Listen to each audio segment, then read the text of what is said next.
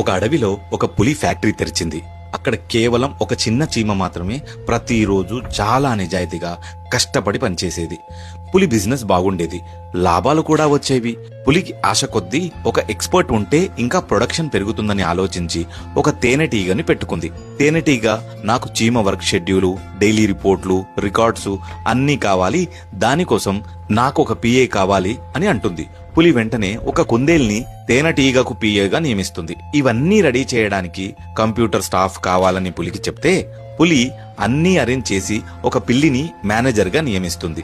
మెల్లిమెల్లిగా ఫ్యాక్టరీలో పని తగ్గి మీటింగ్స్, రిపోర్ట్స్, పేపర్ వర్క్స్ ఇవే ఎక్కువ అవుతాయి. చీమ అంతకంటే ఎక్కువ కష్టపడుతూ ఆ మీటింగ్స్, రిపోర్ట్స్తో పాటు వర్క్ కూడా చేసేది. పులికి ఇంకా ప్రొడక్షన్ పెరగకపోవడంతో టెక్నికల్ గైడెన్స్ ఉంటే బాగుంటుందని ఒక కోతిని ఎక్స్పర్ట్గా నియమించుకుంది. ఇప్పుడు చీమకు ఇంకా కష్టం పెరిగింది. పనికి ముందు, పనికి తర్వాత ఎక్స్పర్ట్కి ఎక్స్ప్లెయిన్ చేయాల్సి వచ్చేది. పని ఇంకా స్లో అయిపోయి ప్రొడక్షన్ కూడా తగ్గిపోతుంది.